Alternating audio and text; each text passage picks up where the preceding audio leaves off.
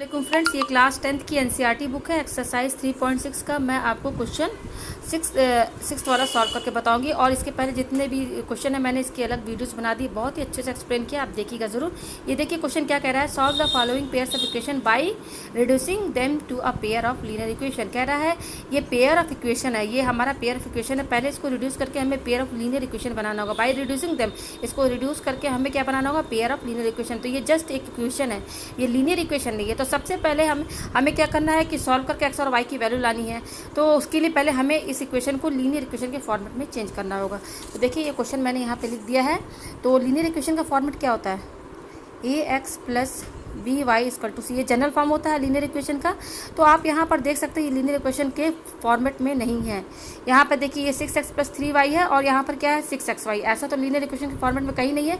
तो ये हमारा जस्ट इक्वेशन है। तो इसको कैसे चेंज करेंगे लीनियर इक्वेशन में, तो देखिए मैं इस फर्स्ट इक्वेशन को, ये जो लिखा है 6x plus 3y equal to 6y लिखा हुआ है, तो इसको मैं ऐसे लिख सकती हूँ 6x।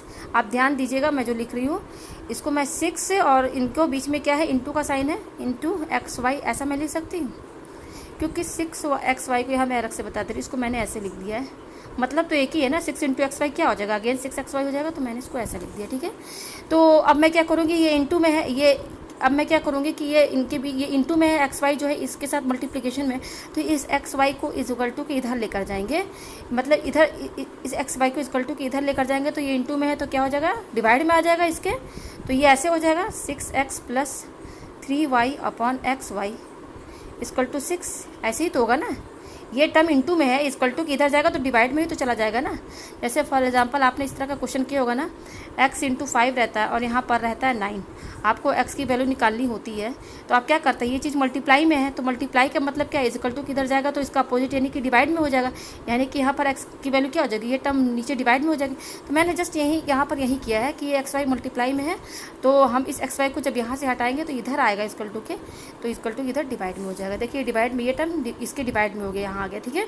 तो अब देखिए अब मैं यहाँ पर क्या करूँगी इसको, अब देखिए मैं इसको क्या करूँगी, इसको मैं अलग अलग इस तरीके से लिख सकती हूँ।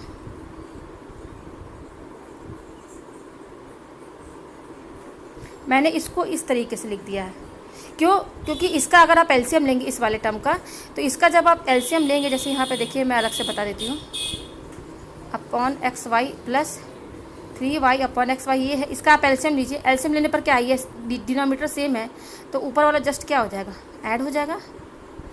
तो ये दोनों इक्वल ही तो है, देखिए बराबर हो गया ना बिल्कुल इसके। तो मैं इसको, ये दोनों का मतलब तो एक ही है ना ये दोनों का, तो मैंने इसकी जगह ये लिख दिया, ये टर्म लिख सकते हैं। आपको ये समझ में आ गया, ठीक है। तो अब यहाँ पर देखिए इनके पीछे मल्टीप्लिकेशन का साइन है, ये 3y का मतलब 3 इंटू वाई, ये सब मल्टीप्लिकेशन का साइन है। तो देखिए मल्टीप्लिकेशन मल्टीप्लाई में है तो ये कट सकता है, ये y और y कट जाएगा। तो यहाँ x कट गया तो क्या बचा, 6 प्लस 6 अपॉन वाई, ठीक है, प्लस ये हो जाएगा, यहाँ y कट गया 3 अपॉन एक्स इक्वल टू 6, क्या है ये है हमारा, ठीक है। तो मैंने ये वाली इक्वेशन को, फर्स्ट इक्वेशन को जब सॉल्व किया तो मेरा 6y plus 3 upon x equal to 6 आया। उसी तरह से आप सेकंड वाले को भी जब ऐसे ही सॉल्व करेंगे तो यहाँ पर ये आपका आ जाएगा 2 अपॉन वाई, ठीक है, प्लस, सॉरी मैं इसको ऐसे ले देती हूँ, 2x plus 4y equal to 5xy।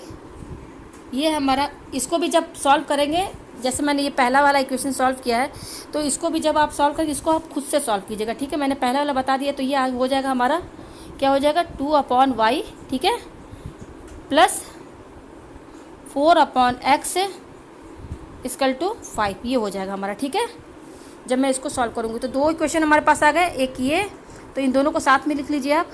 ये है 6 upon y plus 3 upon x, 3 upon x equal to 6, और दूसरा इक्वेशन है 2 upon y plus 4 upon x equal to 5। अब देखिए ये दो इक्वेशन हमारे आ गए, ठीक है। तो ये जो हमारा इक्वेशन आया है, ये जो इक्वेशन आई है बिल्कुल सेम, आप देखिए यहाँ पर, ये जो आपने ये पहला वाला किया होगा बिल्कुल इसी की तरह आ गया है ना ये क्वेश्चन।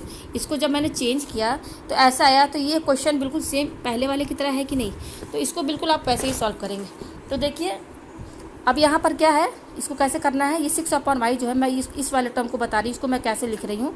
ये 6/y है, इसको अलग अलग लिख दीजिए, अलग अलग मतलब 6 को अलग लिख दीजिए, और ये y क्या है, बाई में है 1/, ऐसे लिख सकते हैं ना, इसका मतलब तो सेम ही है ना, दोनों तो सेम है, 6 1 6/y सेम, इसके बराबर हो जाएगा, दोनों बराबर है। तो मैं जस्ट इसकी जगह ये लिखूँगी, इसकी जगह मैं लिख देती हूँ 6 × 1/y लिख दिया, ठीक है। प्लस इसको भी मैं वैसे ही लिख देती हूँ 3 × 1/x = 6। ये वाले इक्वेशन को भी मैं ऐसे ही लिख देती हूँ, 2 × अलग अलग करके मैंने इसको लिख दिया, प्लस इसको मैं लिख दूँगी 4 × 1/x = 5, ठीक है। अब ये दो इक्वेशन है मेरे पास, इन दोनों इक्वेशन में आप ध्यान दीजिए इनके पहले टर्म्स पर। ये पहला टर्म है, इसमें देखिए पहले टर्म में 1/y आ रहा है ना दोनों में, इसमें सेकंड टर्म देखिए दोनों में तो ये कॉमन आ रहा है, सेम है, तो मैं क्या कर लेती हूँ, लेट मान लेती हूँ, लेट u = 1/y और v मान लेती हूँ 1/x। तो अब 1/y की जगह मैं क्या रखूँगी, u, तो 6 × इसको मैंने क्या माना है, u, 1/y को मैंने u माना है, प्लस 3 1/x को मैंने क्या माना, v, तो यहाँ पे 3 × इसकी जगह 1/x की जगह v लिखेंगे = 6।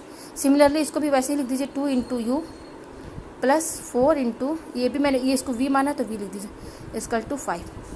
ये क्या हो जाएगा, 6 × u क्या हो जाएगा, 6u प्लस 3v = क्या हो जाएगा हमारा, 6u प्लस 3v 6, और ये क्या है नीचे वाला 2u प्लस 4v = 5, ठीक है। ये हमारा आ गया।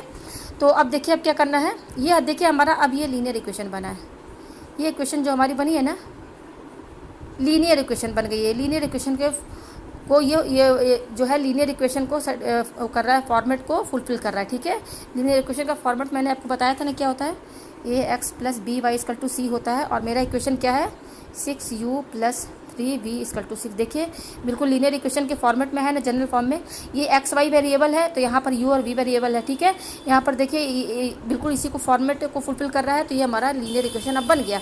अब ये लीनियर इक्वेशन हमारा बन गया, तो अब इसको मैं इसको एलिमिनेशन मेथड से सॉल्व करूँगी। एलिमिनेशन मेथड यहाँ पर मैं क्यों अप्लाई करूँगी, देखिए यहाँ पर मैं ये u वाली टर्म, देखिए ये वाली टर्म, इसमें एलिमिनेशन मेथड में एक वेरिएबल को कोफिशिएंट के साथ बराबर करते हैं। मैंने u का वेरिएबल लिया है, इसका कोफिशिएंट देखिए, इसका 6 है, इसका 2 है, तो बराबर करना है हमें। तो बराबर करने के लिए देखिए यहाँ पे 2 है, अगर मैं इसको 3 से मल्टीप्लाई कर दूँ तो ये 3 × 6 u हो जाएगा, इसके बराबर हो जाएगा।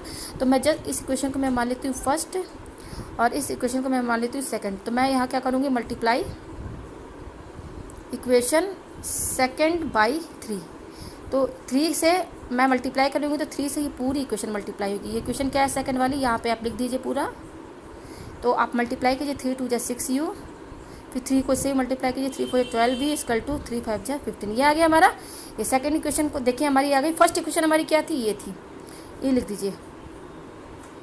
अच्छा एक चीज़ और बताना चाहती हूँ कि यहाँ पर इक्वेशन जो है ना, आप ऊपर नीचे करके लिख सकते हैं, चाहे ये पहले लिखे चाहे ये पहले लिखे, आप कोई भी, चाहे इसके ये लिखिए उसके बाद ये लिखे, चाहे ये ऊपर लिखे चाहे ये नीचे लिखिए। तो आप दोनों इक्वेशन को ऊपर नीचे लिख देंगे तो कोई फ़र्क नहीं पड़ेगा, आप किसी को भी पहले लिख सकते हैं, ठीक है।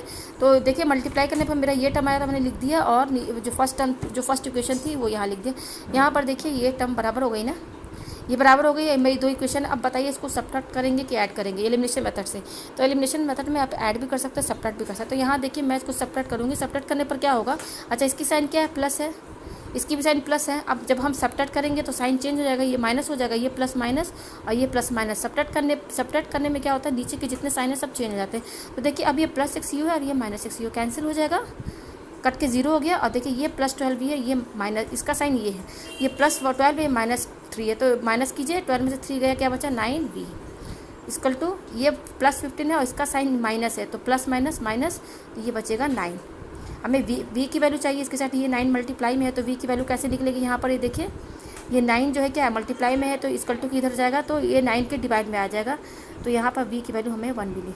हमें u की वैल्यू चाहिए, तो आप इस v की वैल्यू को किसी में भी पुट कर दीजिए। तो मैं इक्वेशन फर्स्ट में पुट कर देती हूँ, इक्वेशन फर्स्ट मेरी ये है, ठीक है। तो इक्वेशन फर्स्ट मेरी क्या है, 6u + 3v = 6 है। इसमें मैं v की वैल्यू रखूँगी 6u + 3 और v की वैल्यू क्या है 1 है, 1 रख दीजिए आप यहाँ पर 6, तो 6u + 3 = 6, ठीक है। तो 6u, तो तो इसी हमें u की वैल्यू चाहिए, तो ये टर्म यही रहने दीजिए, ये +3 को इक्वल टू इधर लेके जाएंगे तो -3 हो जाएगा, तो 3 आया। तो u हमें केवल u 6u इक्वल टू 3 होगा, u की वैल्यू चाहिए, तो u के साथ 6 मल्टीप्लाई में है, तो ये क्या हो जाएगा 3 के डिवाइड में आ जाएगा, ठीक है। तो यहाँ से u की वैल्यू 1/2 आई। तो देखिए हमारी u की वैल्यू आई है 1/2, ठीक है, यहाँ पर देखिए, और v की वैल्यू आई है 1।